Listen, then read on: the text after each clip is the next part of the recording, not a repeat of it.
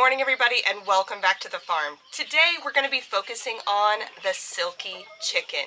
They're very popular and our most sought after breed that we raise here on the farm. That being said, there are some things that you should probably know before buying Silky Chickens. So I'm going to start this video with quite a few facts about the breed because I find it really interesting. And then I'm going to move into our experience and what I have learned. I understand that this may not be everyone's experience, but we're going to start with the facts.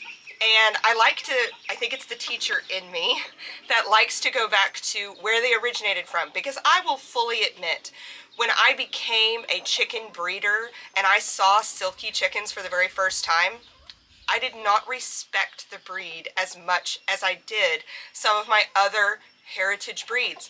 I thought Silky Chickens had not been around for that long, but that is actually not true. Silky Chickens actually were first written about by Marco Polo in the early 13th century. Jumping quite a few years later, they were officially put into the American Standard of Perfection book in 1874. But I don't know why when I first saw them, I was under the impression that they probably hadn't been around that long and that they were a new designer breed. But Silky Chickens are actually, in fact, a heritage breed and have been around a very long time. When Marco Polo talked about them, he called them the fluffy chicken. And he also talks about some of their other extremely unique features. One of his unique features is his 5 toes. See on the side here, we have an extra toe. 1, 2, 3, 4, 5. Another unique feature of the Silky Chicken, their skin color. All of their skin is black. And then there is also the feathers. So let's look really closely at this guy because the feathers is what makes them most unique. Their feathers are incomplete. They lack the barbs on the feathers that hold the feathers together. You will notice that his feathers are extremely fluffy and wispy looking, kind of like a baby chick.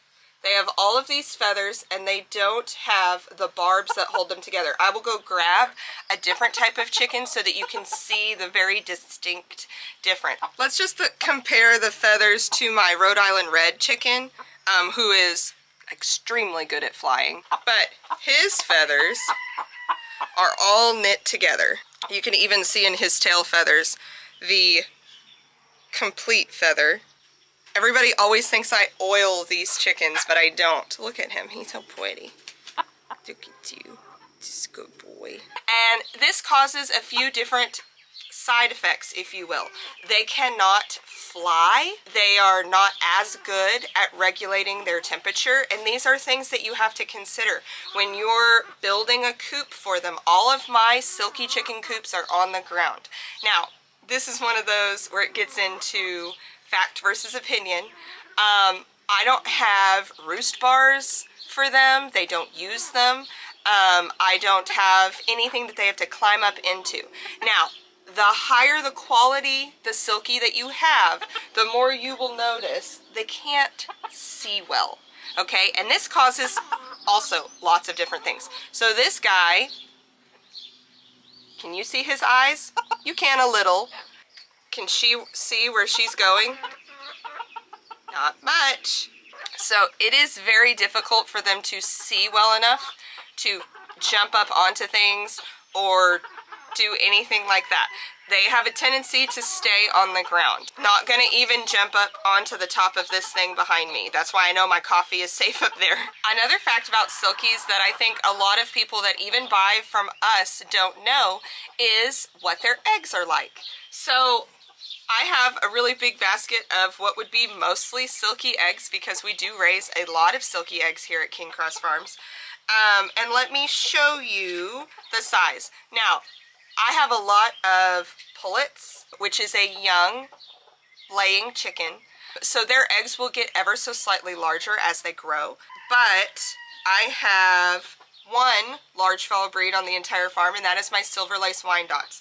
They're a large fowl breed of chickens to compare this egg to, okay?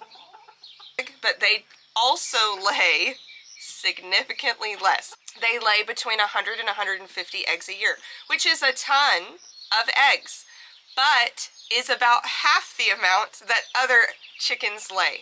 Like, for example, Rhode Island Reds or Leghorns or a really high laying production breed would lay at least 300 eggs a year.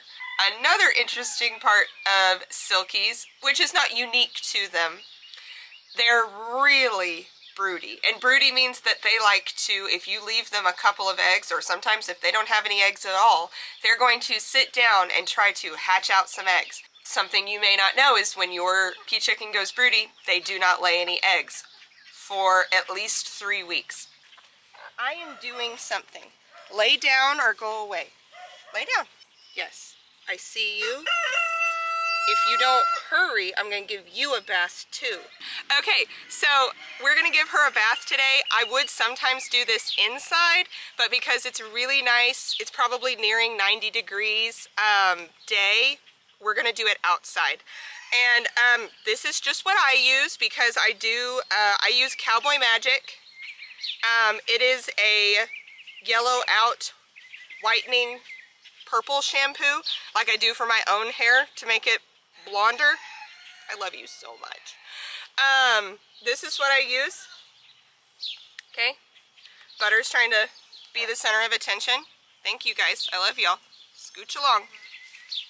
So this is what I use.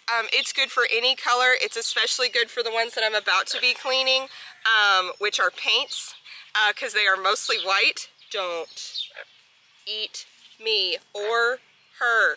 I love you so much. Okay, so anyway, let's get to it before one of us gets eaten.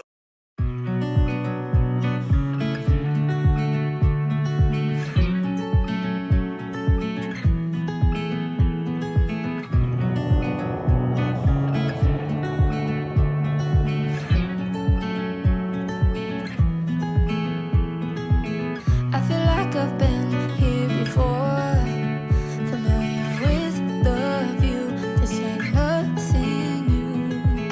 And every time that you walk through the door, I'm hit by the same old tide, blinded by the lights. And I'm going through changes, but it's easier with you. I'm going through changes, and so are you. Alright, so I want to talk about why this is necessary. As you can see, I have birds in various stages of wet and dry. You will also notice that I have all of my roosters in cages separately. That's obviously for a couple of reasons. Number one, I don't want any fighting. And then number two, I can't promise you when I sell chicks or hatching eggs that you're getting what you're supposed to get if I let them free range altogether. And I'm going to use my sweet hen here as an example. When I first bought her, to protect them, the lady that owned her had put her in a shed. All of her chickens were in a shed, but they did not have natural light. They had an air conditioning unit set in. I say all this to say she was doing her best to care for her chickens, but what she didn't know is if you leave any kind of chicken in the dark all the time, they don't do chickeny things. She had so much poop and gunk attached to the bottom of her feathery feet that all of her toes were like melded together, and she could hardly walk when I got her. She was also covered in parasites. Silky chickens are just slightly more susceptible to parasites because their feathers are so loose that parasites can easily get in and lay their eggs. So you do have to check more often just to make sure that's not a problem. I am happy to say after 3 hours of washing chickens and checking all of them, none of mine have parasites, which is, I will admit, rare. Usually when I dive into washing all of my chickens, which I don't do super often, but we've had about a month of rainy weather and it was impossible to keep the coops clean, so I knew that wash day was coming. She's one of mine that doesn't scratch around much, so I did have to trim her nails. They were super long today, but let's talk about that. I do not generally allow my Silky chickens a ton of free range time. Now, this is for multiple reasons. One is they have like almost no survival skills. A predator could hurt them really easily, and even though I have guardian dogs that do their job really well, they have a whole farm, a whole 20-acre farm to protect.